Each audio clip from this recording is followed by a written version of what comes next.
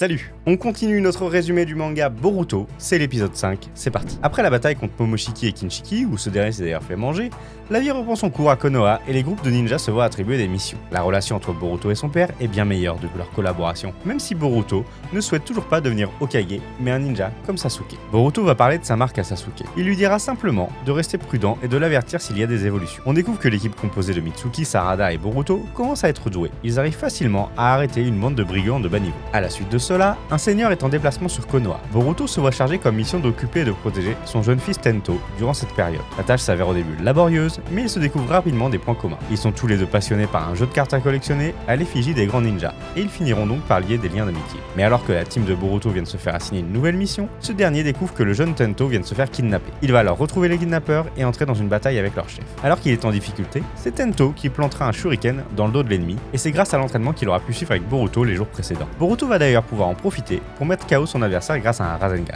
Mais, alors que celui-ci se relève et que Boruto veut de nouveau l'attaquer, le saut qu'il a sur la main va se développer. Et alors que son adversaire l'accuse de faire partie d'une organisation en voyant le saut, Mitsuki et Sarada vont intervenir pour mettre fin à l'affrontement et capturer le chef des kidnappeurs. Le lendemain, Tento et Boruto se disent adieu pour de bon après toutes ces aventures. C'est dans ce même chapitre, au moment où Sarada tombe sur une carte à collectionner d'Orochimaru, que le jeune Mitsuki révèle à ses amis l'identité de son père. Sasuke de son côté essaye d'obtenir des informations sur le saut de Boruto auprès de l'ennemi capturé. On découvre l'existence d'une organisation nommée Kara. Quelques pages du chapitre nous laissent en apercevoir un peu plus sur cette organisation, notamment sur d'autres porteurs de sceaux. On y apprend qu'un objet a visiblement été perdu, un objet auquel l'organisation tient particulièrement. L'un des membres de l'organisation se dévoile, il porte un masque et semble avoir une idée en tête et être lié au village de Konoha. Pendant ce temps, au village, un combat d'exhibition a lieu entre Naruto et son fils. Malgré les efforts et les techniques de Boruto, on nous rappelle que Naruto est bien capable de le maîtriser en n'utilisant presque aucune de ses capacités. Mais il en profitera tout de même pour utiliser, contre toute attente, un outil scientifique ninja, outil qui se révèle être une main capable d'absorber les techniques, comme la main de Momoshiki et son Rinnegan. En parallèle,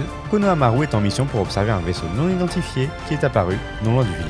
Et voilà pour ce résumé. C'est un peu le calme après la tempête et avant une nouvelle tempête. Si ce résumé t'a plu, n'hésite pas à liker, t'abonner, me mettre un petit commentaire si tu as des questions, bien sûr je pourrais y répondre. Le prochain résumé, ça sera dans 2 semaines pour la suite des aventures de Boruto. Je te dis à très bientôt pour de nouvelles vidéos.